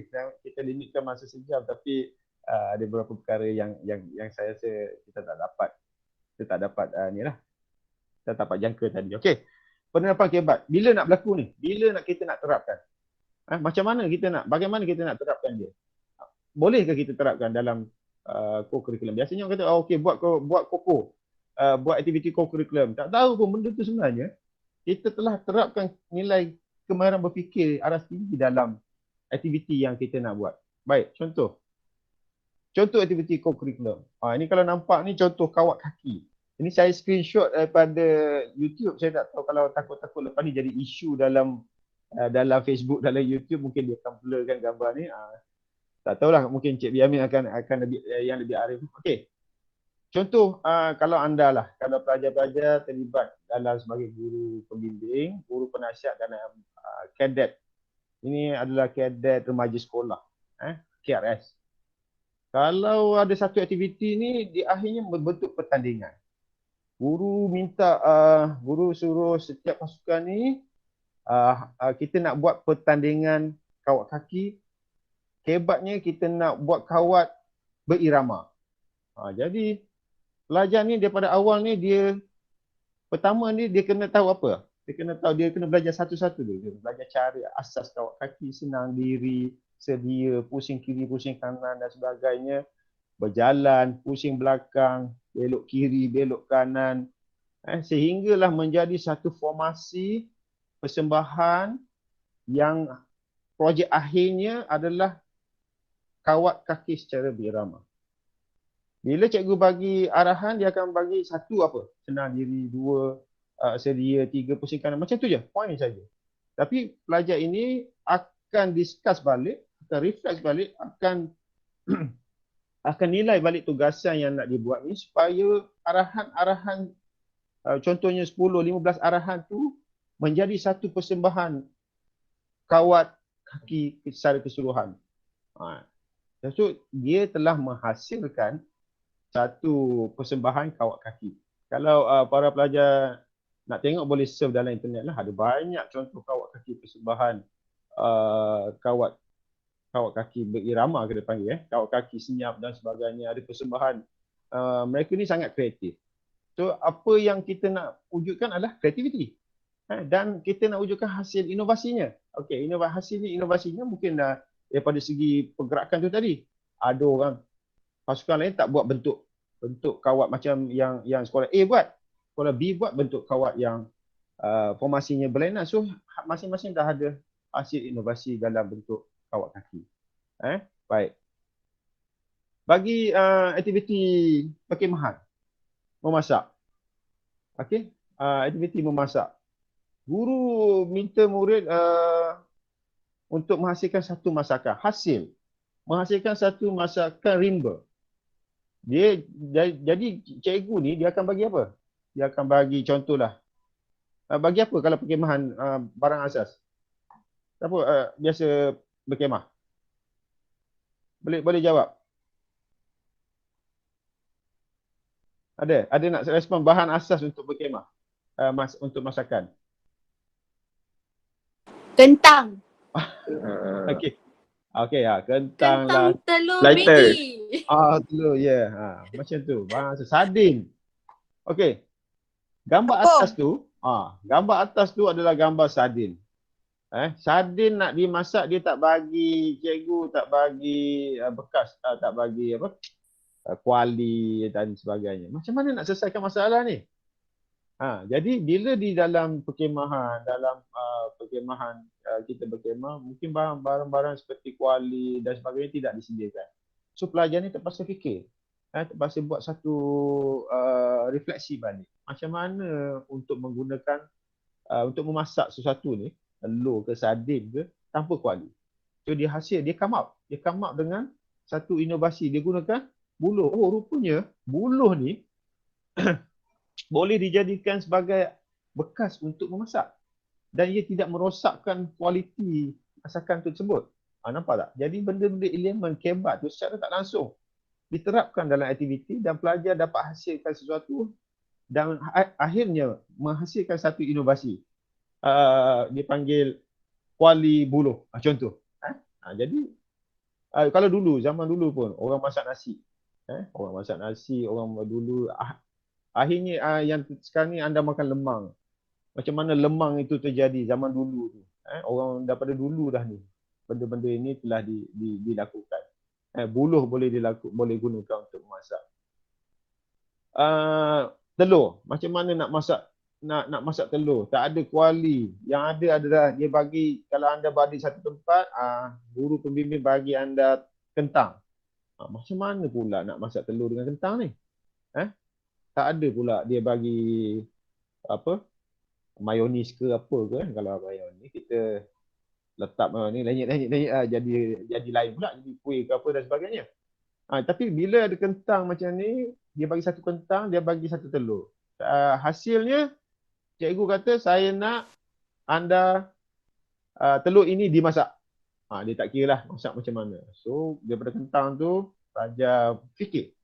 Dia fikir, dia buat research, dia buat kajian, dia bincang dan dia cuba selesaikan masalah. Daripada kentang tu dia korek isi kentang, dia letak pecahkan telur and then dia ikat, dia masuk dalam api. Dan hasilnya bila dia buka, telur tu masak dan tidak menjejaskan kualiti telur. Nampak tak pelajar tu dapat hasilkan satu hasil inovasi, dapat tunjukkan bagaimana hasil inovasi tentang masakan menggunakan masakan rimba. Baik, seterusnya. Aktiviti dalam permainan. Okey, bagi aktiviti dalam permainan, contohnya permainan bola sepak. Sebelum pelajar tu dapat kuasai main seterusnya, guru perlu tahu, ajar dia satu-satu. Tendangan, leret, terima. Jadi main secara berpasangan, ajar dia taktikal, ajar jumlah ajar macam mana nak jaring. Bila gambar di hujung tu nampak macam mana pelakuan analisis itu dilakukan. Mata, pandang bola, kaki, tangan, pergerakan tubuh dan sebagainya. So pelajar akan analyse. Bila dah diajar, dah selepasnya wujudkan permainan dalam kumpulan kecil, kemudian buat satu permainan dan akhirnya minta pelajar anjurkan satu kejohanan. Nampak tak? Bila dia berlaku macam tu, dia akan timbulkan satu projek seterusnya dan menjadikan hasil inovasi. Di akhir projek yang hendak dicapai dalam dalam contoh permainan bola sepak, dalam kelab sukan permainan. Okey? Olahraga. Macam mana cara untuk menghasilkan lompatan force beri flop? Kedudukan badan permulaan, cara dia take off, cara dia berada di atas palang, cara dia landing. Dan akhirnya minta pelajar buat satu satu pertandingan lompatan dan pilih hasil lompatan yang terbaik. So benda-benda macam tu adalah hasil kemahiran berfikir aras tinggi daripada peringkat analisis dan seterusnya sampai ke peringkat menghasil dan mencipta. Contoh dalam aktiviti abseiling. Siapa pernah terlibat dengan abseiling? Pernah? Tak pernah, Doktor. Tak pernah? Tak pernah lagi. Tak pernah. Siapa tu? Jalimi Jalimi tak pernah? Akan datang. Akan datang. Okey, tak apa. Banyak. Abseiling ni mungkin Tak pernah lagi, Doktor. Okey, tak apa. Lepas ni anda dah jadi cikgu nanti, anda akan bawa pelajar berkemah, anda akan terlibatlah. Kalau nak mudah, terlibat dengan pusat kurikulum, mereka ada banyak sumber, abseiling pun ada. Belajar cara ikatan, cara pegang, cara pasang abah atau carabiner. Cara tu pun kena belajar mula-mula. Tak boleh terus daripada datang okey saya nak abseiling zoom terus ke bawah, tak boleh. Dia kena belajar daripada awal. Ikatan, pakai harness, body harness, full body, half body harness ke, macam mana cara untuk turun dan sebagainya. Bila dah akhirnya dia dapat buat satu aktiviti abseiling dan projek akhirnya kemungkinan nak bagi ke satu Everest contohlah. Tak mungkin lah kan. Buka satu gunung, satu tempat yang terkenal dengan abseiling dan hasilkan satu aktiviti rakaman abseiling yang menarik. So itu projek akhir dia di akhirnya dapat satu penghasilan lah, penciptaan. Baik. Contoh juga bagi aktiviti kebat. Ini banyak dalam aktiviti bersifat macam kelab robotik. Kelab robotik ni memang pentingkan tentang kemahiran berfikir aras tinggi lah. mula-mula dia kena assemble dulu dia punya alat-alat dia untuk menghasilkan pergerakan robot itu. Litanya kena betul, dia punya bacaan-bacaan, yalah macam-macam lah. Dan saya mungkin tak terlibat dengan robotik, tapi saya dapati mereka ini pelajar-pelajar yang amat cemerlang yang terlibat dan ada modal, sekolahnya ada modal lah dan untuk membuat untuk terlibat dalam aktiviti robotik. Pasang dulu, assemble dulu, and then pergerakan yang mudah kiri kanan depan belakang, dan akhirnya mereka menghasilkan pencipta satu model robot dan boleh menyertai satu pertandingan. Apa kehendak pertandingan tu? Pertandingan tu kehendakkan robot tu dapat naik sehingga ke puncak and then turun dan ambil satu benda di atas dan turun dan masanya dikira. Jadi benda-benda macam tu bila pelajar, sebenarnya guru terapkan daripada awal. Dia analisis dulu macam mana nak buat pergerakan, macam mana nak hasilkan, macam mana nak membuatkan robot itu bergerak. Kemudian sehingga dia dapat hasilkan satu bentuk robot bagi menyelesaikan satu masalah dalam satu pertandingan.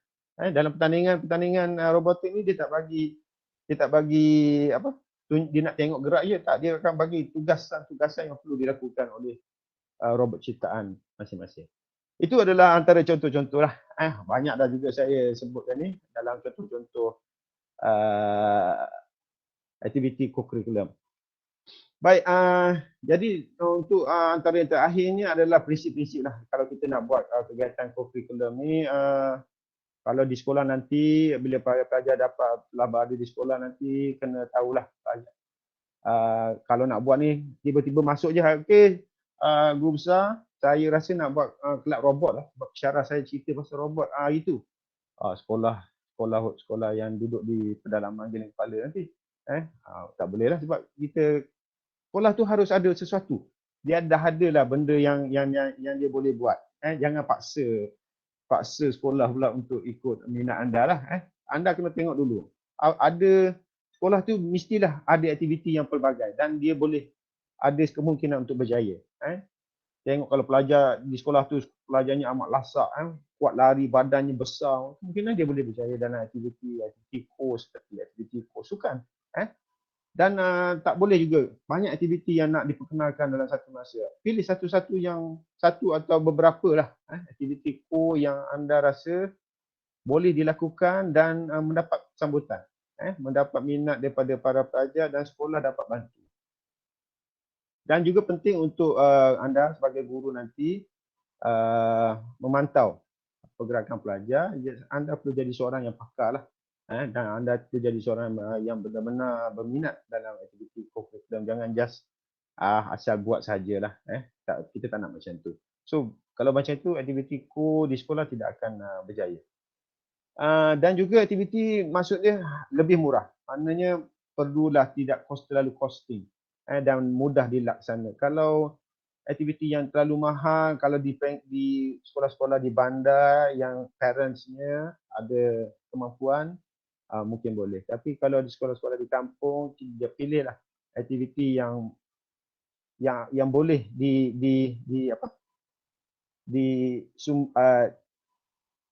dibiayai oleh sekolah.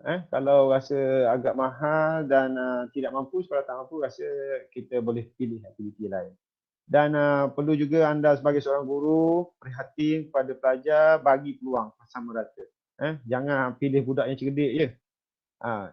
Tak tahulah kalau menjadi amalan di sekolah, tapi dia ada beberapa perkara. Kadang-kadang budak yang pandai, yang cerdik dalam pembelajaran, dia ada core dia yang sesuai. Dia mungkin tidak sesuai daripada satu co-curriculum atau aktiviti lain, tapi dia amat sesuai dalam satu benda. Contohnya macam tadi kelab robotik dan sebagainya, mungkin pelajar ni dia lebih minat berfikir dan dia nak apply di kelab yang sesuai dengan dia. Tapi pelajar yang cara fizikalnya ataupun psikomotornya lebih hebat, dia kurang daripada segi inteleknya, bukan dia tidak begitu minat untuk menumpukan kepada benda-benda yang terlalu memerlukan pemikiran, dia lebih pada psikomotor, lebih pada fizikal, libatkan dia dalam aktiviti sukan dan permainan ataupun dalam aktiviti uniform. Dan dalam setiap aktiviti peranan guru jangan haruslah jadi kasih lah, jadi tolong tengok dan beri pemudahcaraan. Jangan terlalu banyak menumpuk cikgu yang buat. So pelajar perlu buat dan guru pantau dan perbetulkan. Okey, dan juga sama juga seperti yang Cikgu Nadia sebut tadi, perlu ada rekod lah. Aktiviti perlu direkod dan dinilai untuk menjadi panduan untuk kita semak balik di mana kekuatan, di mana kelemahan sesuatu aktiviti co-curriculum. Well, saya rasa bahagian itu sajalah daripada saya. Saya rasa cukup untuk setakat ini dulu. Saya rasa dah lama. Jadi Dr. Mas pun dah boring kot saya dengar saya cerita ni. Okay, tak apa, macam tu. Saya serah baliklah kepada Dr. Moderator untuk seterusnya. Okey, terima kasih ya Dr. Zul, ahli panel yang kedua yang telah berkongsi lah input-input ya untuk memperkayakan lagi, memperkukuhkan lagi KEBAT dalam core curriculum. Seterusnya para hadirin yang saya hormati sekalian, kita bukalah untuk sesi soal jawab. Jadi kerana kesuntukan masa, kita hanya membenarkan satu soalan ditujukan kepada Puan Nadia dan satu soalan ditujukan untuk Dr. Zul Aizam. Okey, hadirin dipersilakan. Assalamualaikum. Boleh dengar tak? Boleh Ain, sila. Okey, nama saya Ain. Saya ada soalan untuk Puan Nadia. Okey, soalan saya, adakah dianggap satu program tu KEBAT sekiranya cikgu yang mencetuskan program tu tapi murid hanya melaksanakan? Itulah soalan saya. Terima kasih. Okay, Okey, Puan Nadia. Terima kasih Ain. Okey, saya akan cuba jawab. Alright. Adakah dikatakan KEBAT jika sekiranya guru yang mencetuskan idea ya? Okey. Berlakunya pelaksanaan KEBAT di situ kerana guru hanya mencetus idea tetapi murid yang melaksana. Maknanya seperti yang saya beritahu tadilah, murid akan berbincang dan daripada perbincangan itu kita akan lihat cara mereka berfikir dan di situlah KEBATnya ada. Okey, itu saja. Okey, soalan kedua kita buka untuk Dr. Zul Aizam. Jangan tanyalah, jangan tanya. Nanti kan tanya saya jawab panjang lagi ni. Tak apa, ada tu soalan tu.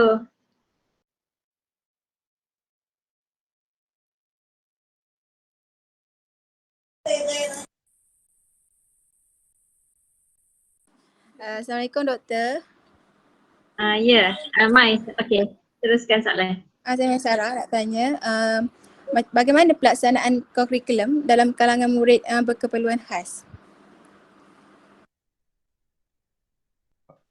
Dr. Zul? Saya kira soalan untuk saya lah. Mai Sarah ni, soalan awak ni KEBAT sangat lah. Soalan pun dah KEBAT. Saya pun kena jawab. Susah juga nak jawab lah.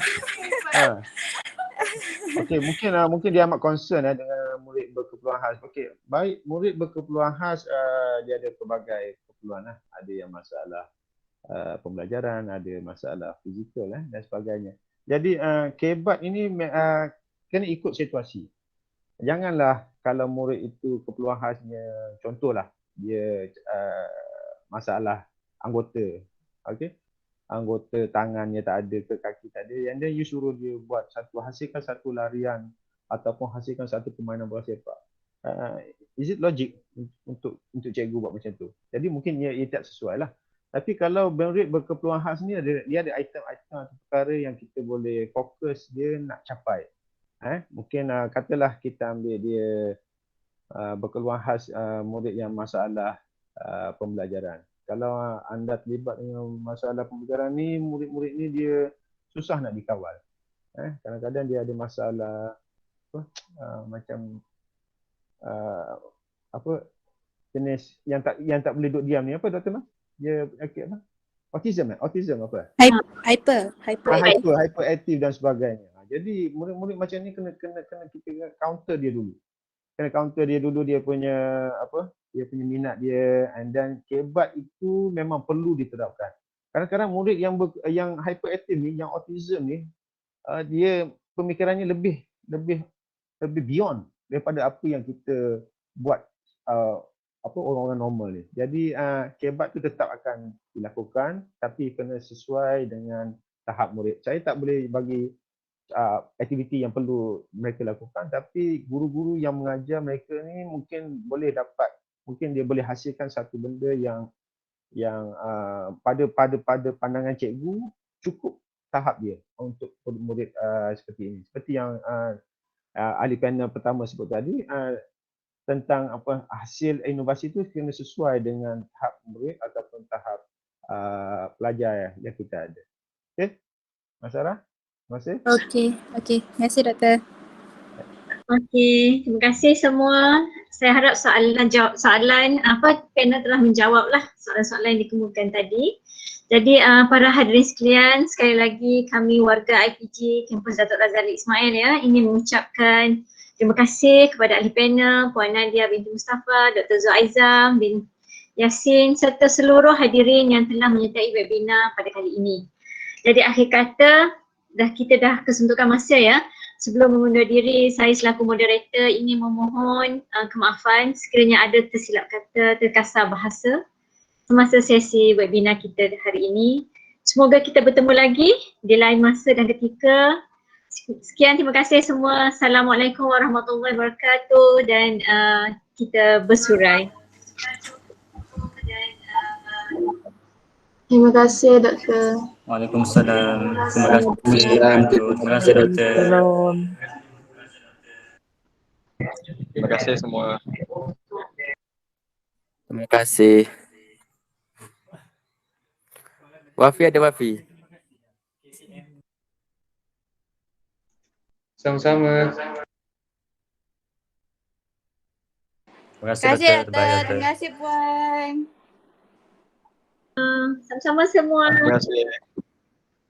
Tak sabar nak posting, insyaAllah. Okey, amin Zul. Lepas ni ada tugasan kedua sabar pelajar semester 8. Jadi kita akan evaluate hasil daripada webinar hari ini. Jadi pelajar mungkin kena buat tugasan kita tunggu arahan seterusnya. Fasa 2. Lepas ni pelajar semester 8 ada seminar kan? Dia ada seminar 31/1, lepas tu dia akan ke sekolah. Jadi kat sekolah tu kita minta bawa balik bekal sikit pada kita info dia dapat daripada Kebat hari ni. Kita nak tengok pelaksanaan kurikulum di sekolah nanti. InsyaAllah Dr. Zul. Okey, surprise betul ni.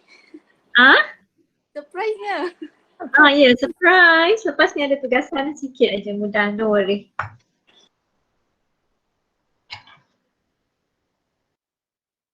Mantan.